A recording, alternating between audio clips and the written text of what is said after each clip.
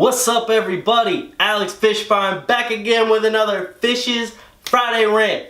People are now saying that the Cleveland Cavaliers are not a super team. What happened to LeBron James, Kevin Love, and Kyrie Irving? So all of a sudden these guys aren't a super team. But it seems like a lot of people were a little upset after he formed his first super team in Miami with Dwayne Wade and Chris Bosh, to then come back to Cleveland and form another super team with Kyrie Irving and Kevin Love.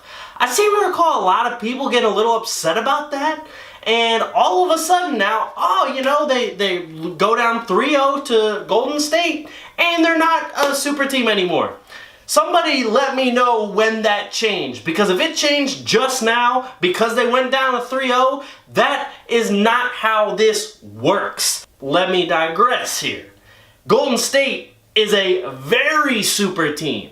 So just because that they have the four guys, the big four on their team, does not make Cleveland less of a super team. All of a sudden LeBron needs help. All of a sudden they're not a super team? Come on, man. What kind of crap is that? Golden State is putting a whooping on him. If you haven't watched Kevin Durant, well, first off, I feel bad for you. Second off, yeah, he's one of the best scorers we've ever seen. And now, well, not now, it's been happening all season. Everyone wants to say, oh, Kevin Durant took the easy way out, blah, blah, blah. You know what? You're probably also the same person who said, well, if he doesn't have a ring, then he's not considered the GOAT. So what are guys supposed to do? Are they supposed to stay in the same spot and then recruit a super team?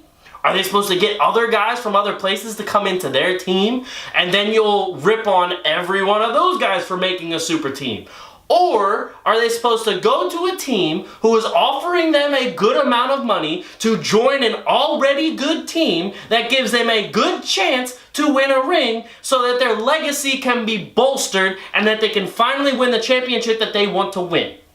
Which way would you like it? If you're an owner, if you're a GM, you're going to make the same exact move that Golden State made. And if you're Kevin Durant and you want to win a ring, and it doesn't look like you're going to with Russell Westbrook, then you're going to go to that team and get a ring. Because now, if you have a ring, hey, all of a sudden you're in the GOAT conversation because you have at least one ring. Even though, LeBron apparently is not able to touch Michael Jordan at all because Michael Jordan went 6 for 6 and LeBron didn't. But, rings, right? I don't understand this. This whole argument of rings and GOAT conversations is probably the most counterproductive argument I've ever really had. Shut up. Just stop. It sounds dumb. You sound dumb. The argument's dumb. It's all dumb. We have guys who want to go and get a championship. And for all those people that are like, oh, parity in the league this, parity in the league that. Come on now, when we had the Magic, Showtime Lakers, when we had Larry Bird and the Celtics, how many teams were winning championships in that time period? And then when you had Michael Jordan's Bulls, you had Jordan in them winning 6 championships, and then in between, really, when Jordan retired, you had, the Bad Boy Pistons, you had a couple other teams, but there still wasn't much parity in the league. You still knew Michael Jordan was getting to the finals. And I'll tell you right now, this is not hurting fan bases. This is not hurting new fans of the NBA. Kids turn on the TV, see these star-studded teams, and it makes them want to watch. Please show me a time where you really went into the playoffs and thought more than 3 teams really had a shot at winning a championship. Really had a shot. Because if you go and tell me that Houston has a shot to win the championship this year, last year, or the year before, you're lying. Y'all just think there's not much parity because there's a lot of superstars on these 2 teams, whereas there hasn't been much in general this whole time. I know there's going to be tons of people giving me the argument, oh, well, Kevin Durant went to the team that beat him, then he blew a 3-1 lead. Okay. If you're making a basketball decision and you want to win a championship, you would probably do the same thing.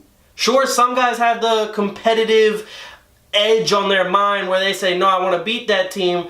But, you know, Kevin Durant could have really had the thought, I'm not going to win alongside Russell Westbrook.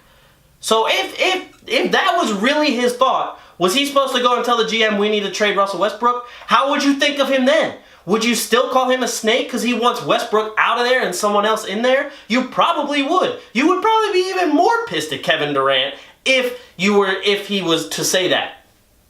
But you know, rings. That's what it comes down to, right? Anyway, that's it for me, guys. Thank you for watching another episode of Fisch's Friday Rant.